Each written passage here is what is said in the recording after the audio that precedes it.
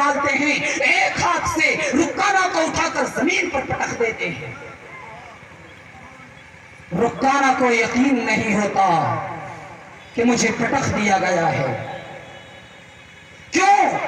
اس لیے کہ وہ آج تک کسی سے ہارا نہیں تھا، دنیا کے اندر اسے کسی نے شکست نہیں دی تھی، کسی نے پٹخا نہیں تھا۔ رکانہ نے کہا، اے محمد مجھے یقین نہیں ہوتا کہ تم نے مجھے اٹھا کر پٹخ دیا، دوبارہ مقابلہ کیا جائے۔ اللہ کے نبی نے فرمایا ٹھیک ہے۔ دوبارہ مقابلہ ہوا۔ اللہ کے نبی نے دوبارہ 2-4 داؤ پیچ کے بعد پھر چالاکی سے اس کی کمر میں ہاتھ ڈالا اور بسم اللہ پڑھ کر پھر اسے اٹھایا اور اٹھا کر زمین پر دے مارا۔ رکانہ نے کہا، محمد یہ تمہارے باڈی کی طاقت نہیں ہے۔ کیوں؟ اس لیے کہ میرا یہ بھاری بھرکم جسم تم اسے ایک چڑیا کی طرح، ایک تنکے کی طرح ایک ہاتھ سے اٹھا رہے ہو، یہ تمہارے جسم کی طاقت نہیں ہے، یہ مجھے تمہارے کوئی اندر کی طاقت محسوس ہو رہی ہے۔ اللہ کے نبی نے فرمایا، ہاں ہاں اے رکانہ، یہ میرے جسم کی طاقت نہیں ہے، یہ میرے اندر کی طاقت ہے۔ اسی اندر کی چیز کی میں تمہیں دعوت دے رہا ہوں، وہ میرے ایمان کی طاقت ہے۔ اس ایمان کو رکانہ قبول کر لو۔ رکانہ نے اسی وقت کلمہ پڑھا اور وہ مسلمان۔ اللہ اکبر۔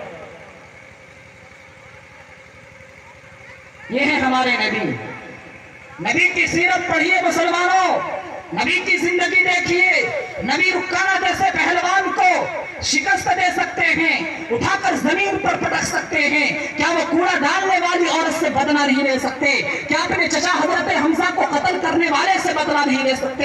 ابو سفیان جو اللہ کے نبی کے 13 سال تک دشمن رہے، ان سے بدلہ نہیں لے سکتے؟ کیا ابو لہب سے بدلہ نہیں لے سکتے تھے؟ پیش قدمی نہیں کی اللہ کے نبی نے بدلہ لینے میں۔ آج ہمارا ادنا سا دشمن ہو، ہمارا چھوٹا سا دشمن ہو، ہم بدلہ لینے کے لیے اپنی پوری زندگی کی کمائی خرچ کر دیتے ہیں، کیس کرتے ہیں، مقدمات کرتے ہیں، پیسے اڑاتے ہیں۔ بھلا کس کا ہوتا ہے؟ پولیس والوں کا۔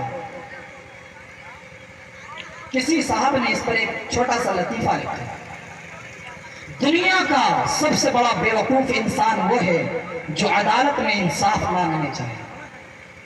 ہندوستان کی عدالت، یہاں ایک درخت ہے، آس پاس میں کوئی درخت ہو اور اس درخت کی 2 آدمیوں کی لڑائی ہو کہ یہ درخت میرا ہے، درخت سمجھتے ہیں پیڑ، دوسرا کہیں میرا ہے، دونوں کی اس بات کی لڑائی ہو، ایک دوسرے پر کیس ہو جائے، مقدمہ ہو جائے، درخت سوکھ جائے گا، مقدمہ